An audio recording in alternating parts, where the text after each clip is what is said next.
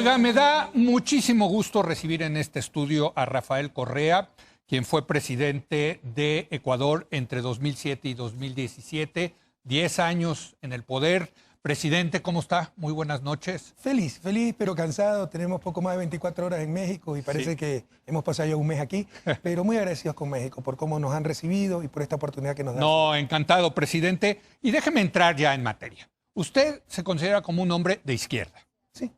¿Qué es ser de izquierda hoy en día en el siglo XXI? Facilito, buscar la justicia en todas las dimensiones.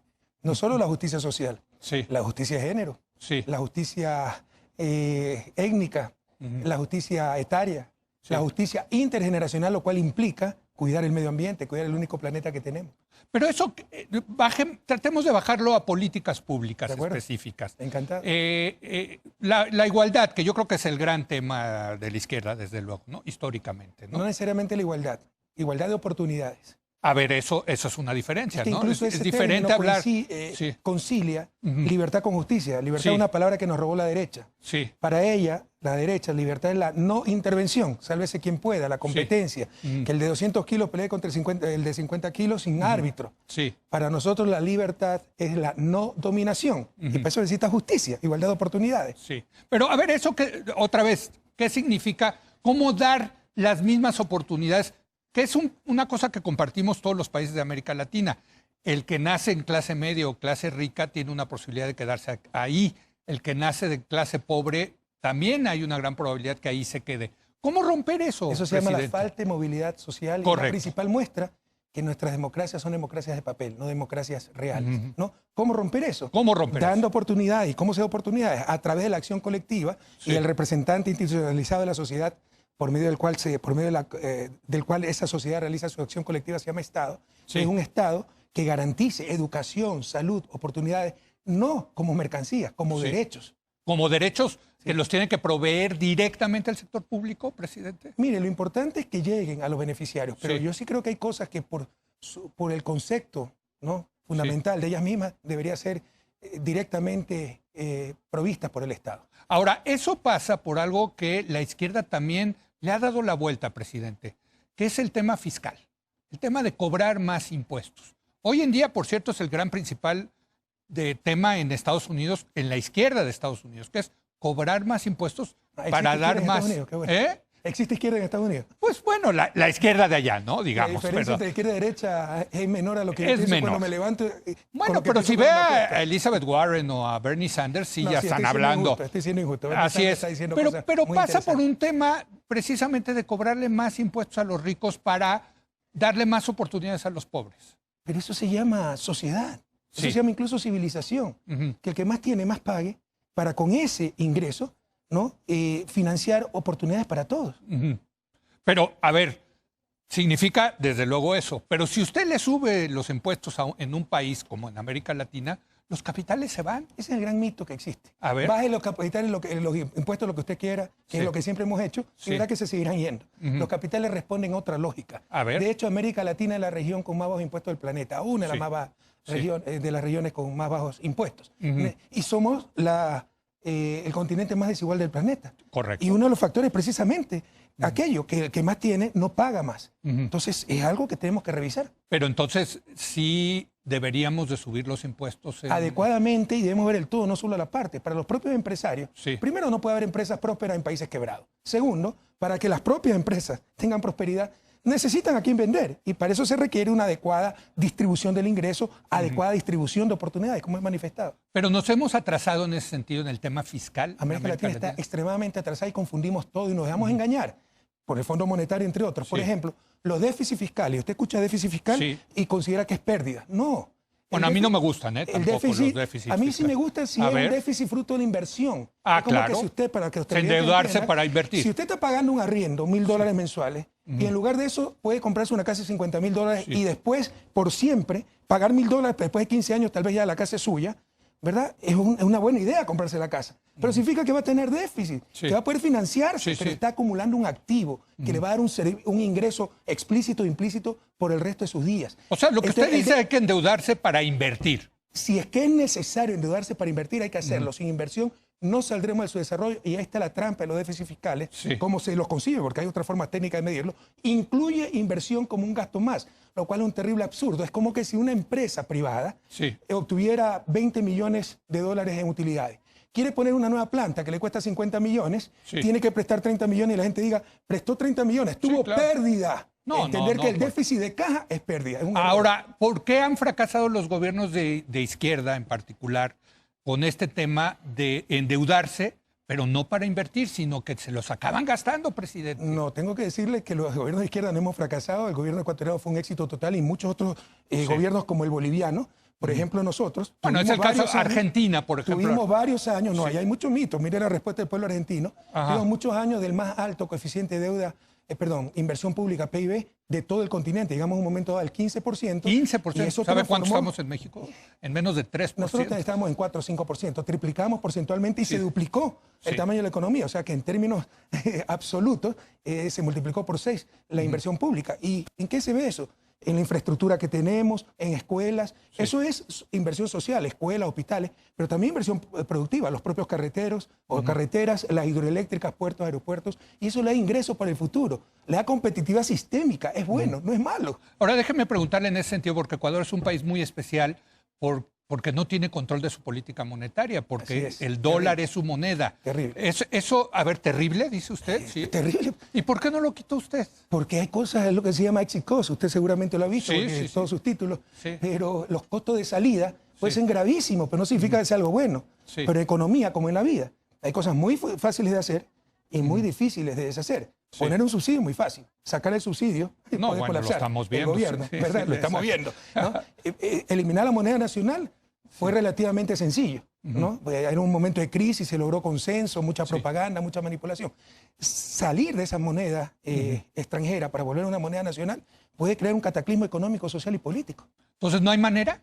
Puede haber en el futuro, sobre todo ir a una moneda regional como la zona euro, y yo creo que ese es el destino de nuestros países. Porque eso lo disciplina, o sea, hay también una parte de disciplina fiscal si pierde el control de la política monetaria. Esa es la teoría de la extrema derecha, ¿no? Es que me está diciendo. Como tengo dolor de cabeza, me corto la cabeza y se le va a acabar el dolor de cabeza, ¿no? Pero creo que es más el costo que... Pero no está usted de acuerdo.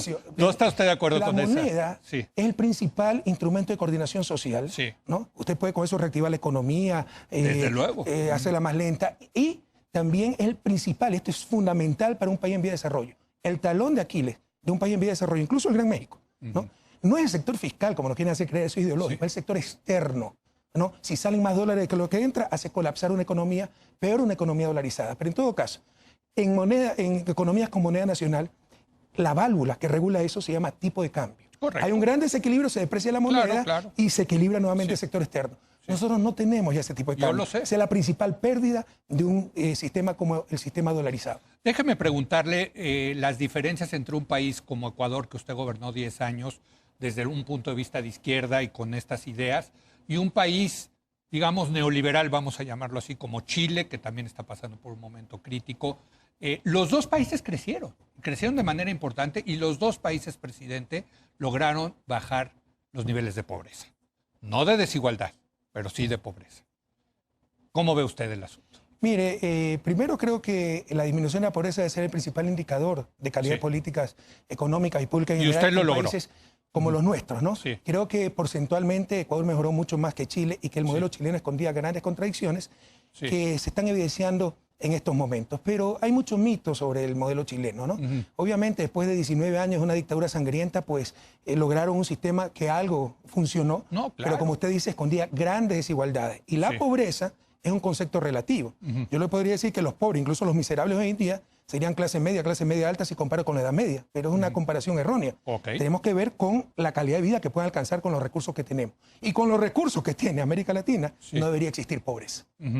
Ahora, déjame preguntarle, ¿qué significa en ese sentido el concepto de socialismo en el siglo XXI? Maravilloso. Ya, sin caer en los dogmas del socialismo tradicional, recogemos, eso sí, valiosos principios, como buscar la justicia social, el valor de uso más que el valor de cambio, ¿no? El neoliberalismo lo que hace es producir mercancías, cosas con un precio explícito. ¿Cuál es el precio del medio ambiente? ¿Cuál es el precio del tiempo libre con sus seres queridos? Pues sí, ¿no? Se puede calcular, ¿no? yo creo. Por medios indirectos, pero no Sí. con precios de mercado. Entonces, tomamos esto del socialismo tradicional, por ejemplo, producir cosas que beneficien, que busquen el buen vivir, tengan o no tengan precios de mercado, ¿no? ¿Cuáles son las diferencias? No creemos en dogmas, creemos que cada país debe buscar sus propias soluciones. Sí. Creemos que toda sociedad moderna debe tener mercado. El mercado es un gran mecanismo de coordinación social y O sea, económica. acepta, el socialismo del siglo XXI acepta el mercado. Pero por supuesto, pero sería negar aquello, Ok. sería tan torpe como negar la necesidad del Estado por medio del cual esa sociedad realiza su acción colectiva. Pero una entonces, ¿hasta dónde el Leo, Estado? Perfecto. Sí. Ese es el gran- Esa es la gran pregunta. dialéctica Sí, sí, del sí. siglo XXI. ¿Hasta dónde acción colectiva? Sí. ¿Hasta dónde acción individual? Pero ambas son necesarias para el buen vivir y para el desarrollo. Negar una y otra u otra es un absurdo. Pero aquí algo muy importante. Socialismo del siglo XXI busca sociedades con mercado. El mercado como siervo de la sociedad para obtener los fines socialmente deseables. No sociedades de mercado donde la vida, las personas, la propia sociedad se convierten en una mercancía más, que es lamentablemente lo que está sucediendo en gran parte del planeta. Ahora, ¿qué pasó en ese sentido en Ecuador? Porque vemos, usted ya salió como presidente, pero vemos ahora que Ecuador está teniendo problemas importantes, entre otras cosas que se dispararon estos problemas por quitarle un subsidio a las gasolinas. ¿Qué pasó? ¿Cuál es su interpretación? Echaron al traste presidente? pues el modelo tan exitoso que tuvimos durante 10 años. Mire, así, si usted es honesto, de derecha, izquierda, Sí. va a reconocer que los 10 años, 2007, 2017, han sido los años más prósperos de la historia contemporánea del país. No, Lo los dice números son muy buenos. Estudios internacionales, No, no, duplicamos no, el ahí tamaño sí de la no. economía, Sí. fuimos los campeones regionales en reducir pobreza, reducir desigualdad, pasamos de los últimos puestos a los mejores puestos de infraestructura. Y bueno, no quiero cansarlo enumerando Sí. esto. Viene este señor Moreno, que ganó elecciones en nuestro nombre. Era su vicepresidente. Sí, y nos traicionó totalmente Sí. y adoptó el programa perdedor y repartió la patria entre nuestros enemigos políticos. Nuestra gente tiene una mentalidad equivocada, que democracia es votar por alguien para que haga cosas buenas, ¿no? Un poco indefinida. Democracia es votar por el programa que se presentó en la campaña. Pero bueno, le dieron oportunidad a Moreno, traicionó a Correa, está pactando con la oposición de Correa, pero bueno, va a ser algo nuevo y mejor. Y no hizo nada, destruyó todo. Y estamos peor que nunca, hasta que explotó. Y la gota que derramó el vaso fue la liberación de los precios de los combustibles, que yo creo que es un subsidio. Cuidado, un subsidio no es eliminar un subsidio no es creación de riqueza, es redistribución de riqueza, pero sí distorsiona precios relativos y puede hacer que Sí, se claro. sobreconsume ese bien, lo cual no es deseable en el caso Pero del si combustible. subsidia usted la gasolina, Pero- lo tiene que pagar el gobierno. Pero hay otras formas de ir minimizando ese subsidio. Por Ok. ejemplo, potenciando transporte masivo eléctrico, que es lo que empezamos a hacer en mi gobierno. Ok. También tenemos otro combustible subsidiado que es el gas para uso doméstico. Sí. Estábamos reemplazando las cocinas de gas por cocinas de inducción eléctricas altamente eficientes.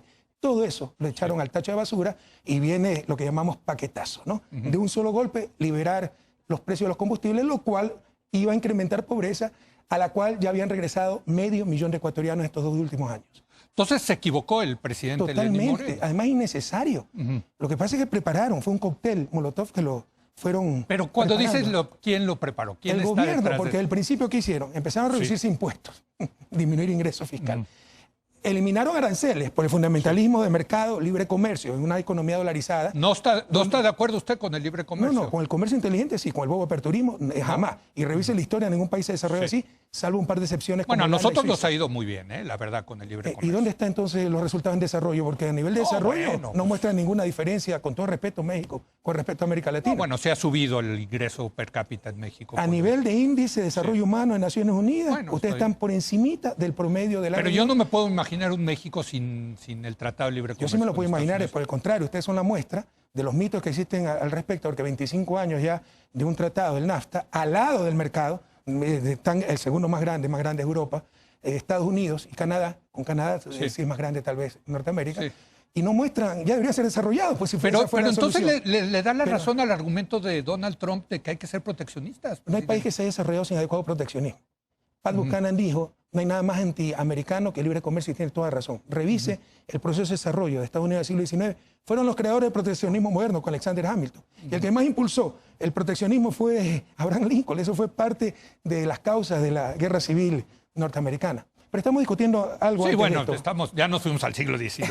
No, No, pero- estábamos en Ecuador precisamente. Sí. ¿Quién estaba detrás de esto? La idea de abrir, de la apertura, en fin, en Ecuador. El nuevo modelo neoliberal, Sí. ¿no? Entonces era el sálvese O sea, quien pueda. regresó el neoliberalismo. Por supuesto, el modelo que nos impusieron el neoliberal y un neoliberalismo criollo, con trampa, ¿no? Sí. Porque en Estados Unidos usted sí tiene un sistema de impuestos progresivos. Acá no. Acá se disminuyen impuestos a los más ricos y ya me recuerdo por qué nos desviamos del tema. Perdón. Eliminaron aranceles, Sí. lo cual es gravísimo en dolarización, porque si ya no tiene política monetaria, tipo de cambio para controlar Correcto. desequilibrio en el No, sector pierde externo, competitividad ahí solo le queda la política comercial Sí. y eliminaron aranceles. Con eso también pierde el fisco. Sí. Aumentaron gasto innecesario por cuestiones políticas. Reconocieron deudas ilegales con el Instituto de Seguridad Social. Restituyeron un subsidio con la Seguridad Social carísimo. Es el mismo monto que lo que iban a recuperar con la liberación de los precios de los combustibles. Y cerraron fuentes de financiamiento internas, la Seguridad Social del Banco Central, que es propia plata, es plata pública. Fue un cóctel molotov para quedarse sin fuente de financiamiento y solo tener que recurrir al Fondo Monetario, que nos impuso un programa de ajuste durísimo, que incluye, entre otras cosas, liberación de precios de los combustibles. Bueno, vamos a hacer una breve pausa y vamos a seguir conversando con el expresidente de Ecuador, Rafael Correa. Está buena esta discusión. Regresamos en un momento más.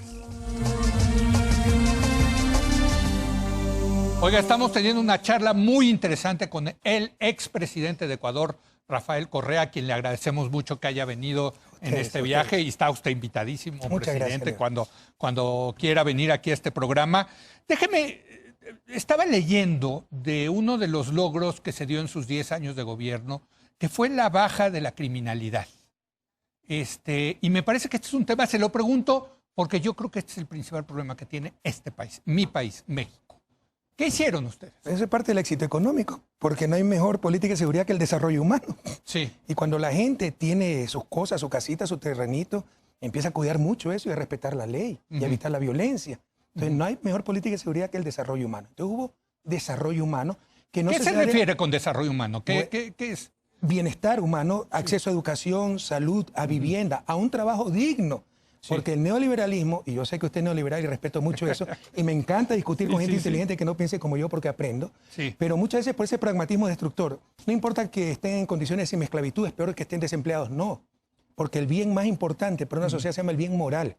Y la explotación laboral es sencillamente inmoral. Se pierde mucho más de lo que se gana con esa clase de cosas. Entonces, evitando eso, se genera desarrollo humano. Pero además, hubo políticas claras de seguridad sin llegar a la represión, pero mejor organización del sector seguridad. Por ejemplo, creamos el Ministerio Coordinador de Seguridad, Policía, Fuerzas Armadas, Inteligencia. Se hizo una importante reforma judicial, importantes reformas de código, sobre todo el Código Penal, que tenía 70 años de antigüedad, e incluso acciones muy directas, por ejemplo, con las pandillas. Tenemos un problema de pandillas.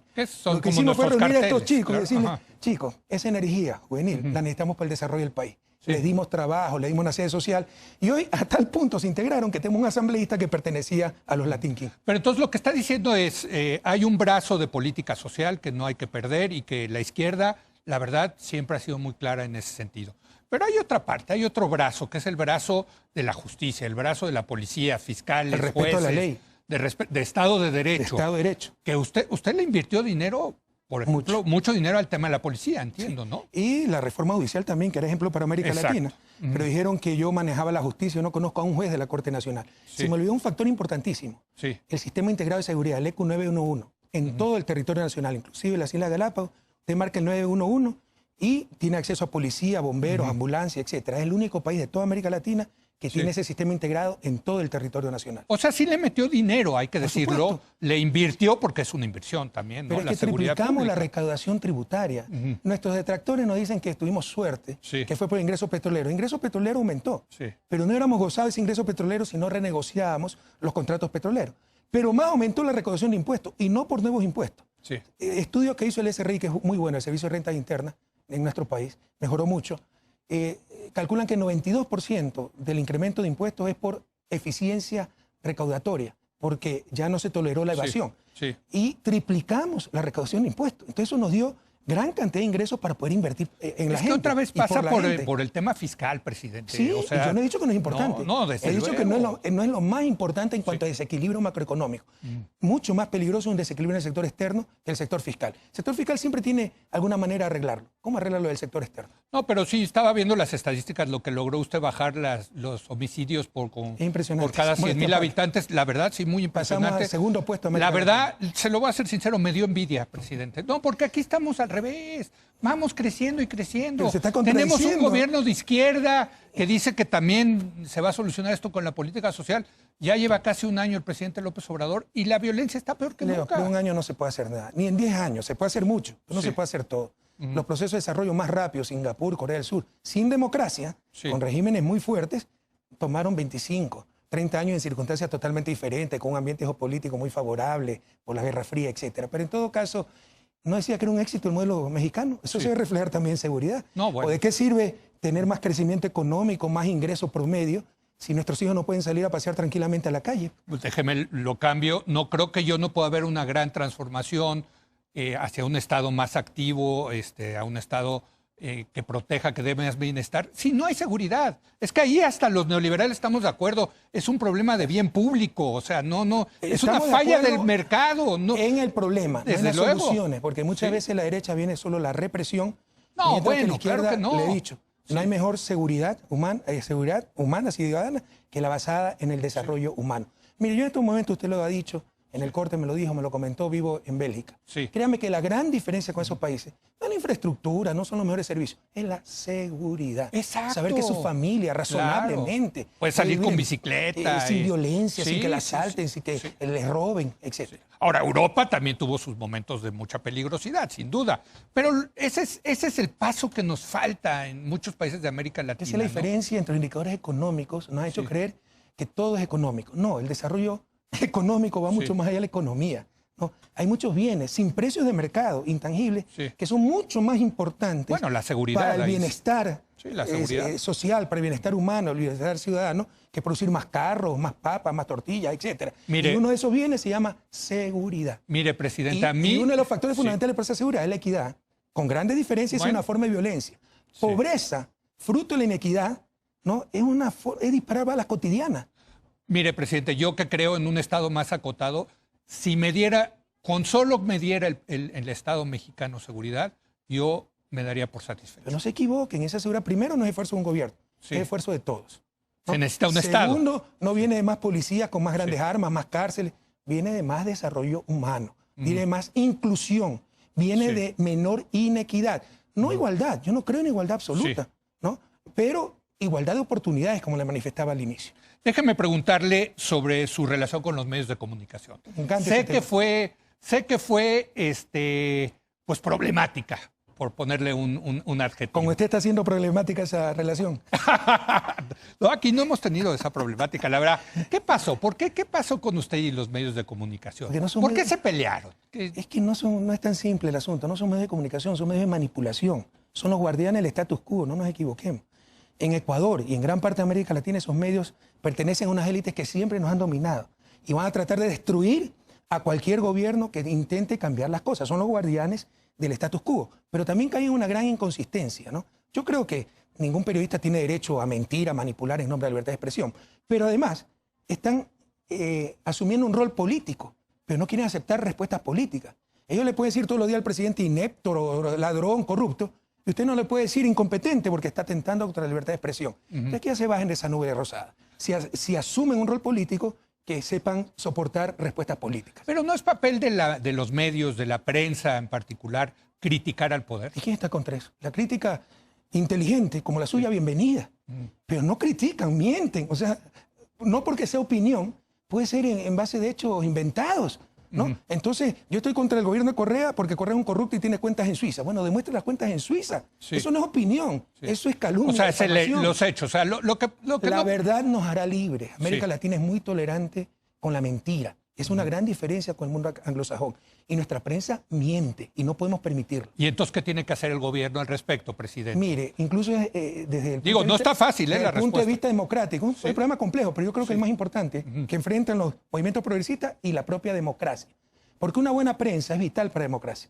Una mala prensa es letal para esa misma democracia. Los medios nos han robado la democracia. El sistema que tenemos, de plano. Sí, el sistema que tenemos actualmente es un sistema de equilibrio de poderes, ¿no? Montesquieu, 240 años. Sí. ¿Cuál es el contrapoder de ese poder inmenso que se llama poder mediático? Entonces, algo anda mal ahí. Y cuando hay un contrapoder, se requiere control social de ese poder. Pero tiene Eso se más llama poder el ley. Estado. De Tiene ninguna más poder manera. un presidente, que es De el jefe de ninguna Estado, manera. que cualquier medio de comunicación. Ese es otro gran presidente. error. Ganar elecciones en América Latina no es ganar el poder. El poder real sigue en lo que se llama factores reales de poder encabezados por el poder mediático. No es el único. Poder económico, poder militar, poder religioso. Pero para mí el más importante es el poder mediático, poder sin contrapoder. Y nuestras democracias se han convertido en democracias mediatizadas. No importa lo que usted diga en la campaña, es lo que digan los titulares. Y eso no es democracia. Ahora, me voy al caso cubano, por ejemplo, ¿no? País es comunista, socialista.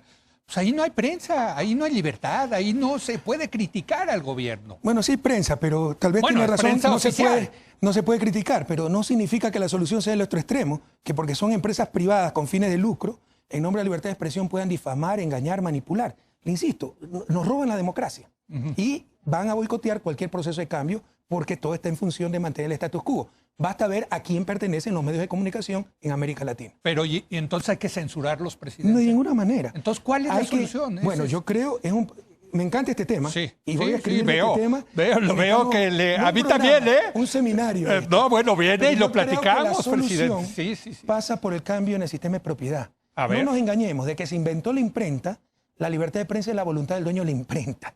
Si por definición son negocios privados con fines de lucro y hay un conflicto entre el derecho de los ciudadanos a ser informados y el lucro de esa empresa, ¿qué va a prevalecer? Por definición, el lucro. Ahora, no son tan rentables los medios de comunicación. El lucro viene a través del poder. Tienen poder.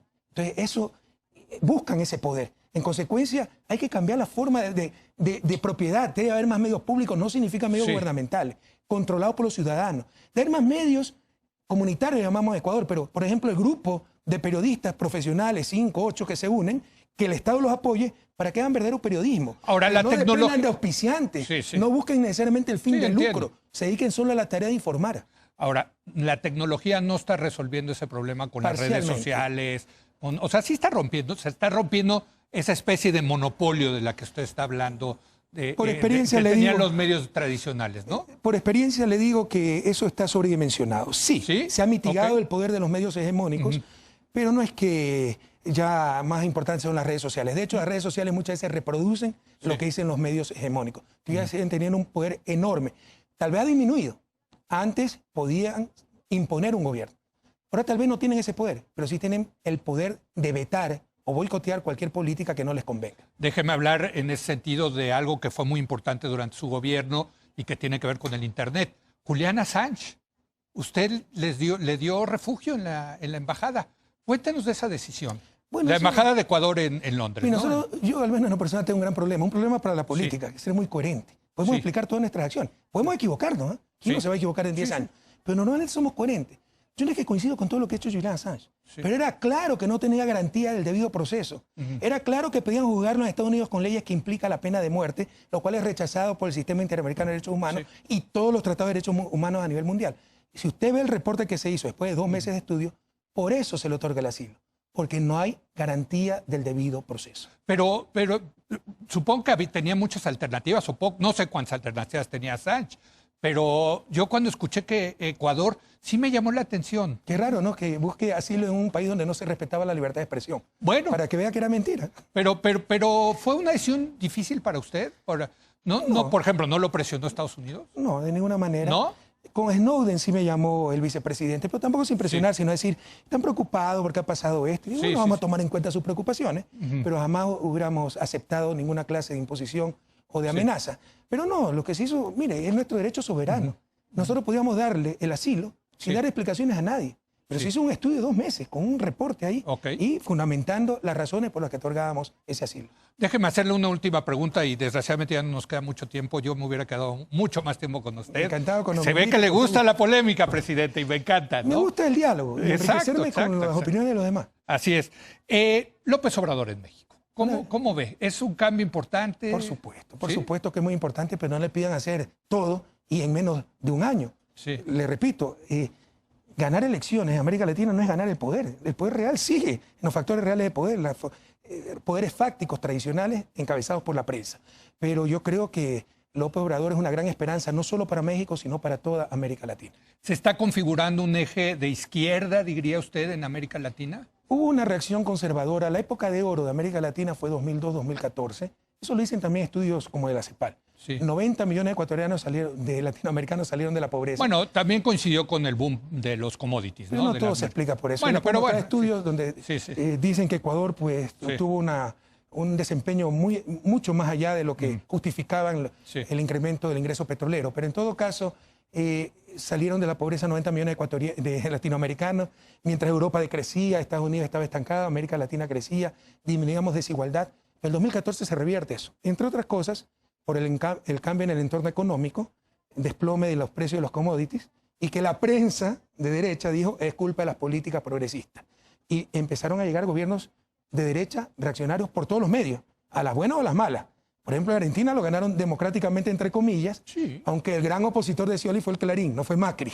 ¿no? Bueno, pero pues se vale, ¿no? Que el Clarín... Bueno, pero una propaganda. Sí. ¿No? Bolsonaro en criticar a la prensa es criticar la libertad de expresión, no es criticar a esas empresas que no cumplen con sus deberes. Como cuando decían cuando estábamos colonizados para mantenernos dominados, que criticar al rey era criticar a Dios. Ya superemos esa cosa. Podemos y debemos criticar a la prensa. Pero en todo caso, en Brasil llegaron a la brava con golpe parlamentario contra Dilma. En Ecuador llegaron por la traición. Pero bueno, hubo un cambio en la realidad de América Latina.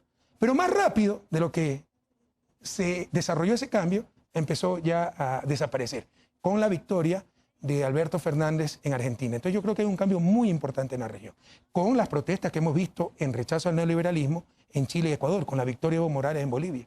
Ahora, sí hay que decir que si la izquierda no produce resultados en materia de seguridad y de economía, pues la derecha va a regresar al poder. Ese es el punto. ¿O no? Generamos esos resultados.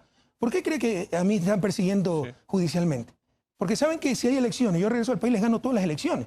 Entonces utilizan estrategias antidemocráticas. Mire cómo se ha ganado en Argentina. ¿Por qué no dejaron participar a Lula? Porque si lo hubieran dejado participar el presidente de los Estados Federados del Brasil, sería Ignacio Lula da Silva y no Jair Bolsonaro. Le robaron no solo la libertad a Lula, sino la democracia a Brasil. Y ese apoyo popular no es porque somos carismáticos, interesantes, estas cosas. Es por lo que la gente compara y sabe que antes vivió mucho mejor con nuestra política progresista. Mi productor me va a matar, pero sí le quiero hacer la pregunta. Maduro en Venezuela. ¿Cómo lo ve usted? Bueno, porque yo lo veo desde una perspectiva ahí sí diferente, de que no hay democracia en Venezuela. ¿Y usted cómo puede analizar la situación de Venezuela? Es un país en guerra. ¿Usted ha analizado las sanciones que le ha puesto Estados Unidos? Es una agresión. Es el mismo argumento de Cuba. Pero es un argumento válido. Usted puede juzgar la situación política, social y económica de Cuba, el éxito o fracaso de las políticas socialistas, cuando tiene 60 años un bloqueo criminal con el cual México no aguantaría 3 meses. Perdóneme que sea tan cruda una comparación. Sí, no, está bien. Entonces, levanten el bloqueo, levanten las criminales sanciones a Venezuela y al día siguiente discutimos de cómo vemos la democracia en Venezuela. Bueno, yo ya me dejó ahí picado con ganas de polemizar con usted, pero ya nos tenemos que ir. Presidente, muchas gracias, de verdad. Venga más seguido a México. Si me invita este programa. No, yo adoro venir a México. Gracias a Rafael Correa, gracias a usted por habernos acompañado. Yo lo espero mañana en punto de las 10 de la noche, cuando otra vez sea la hora de opinar. Aquí nos vemos.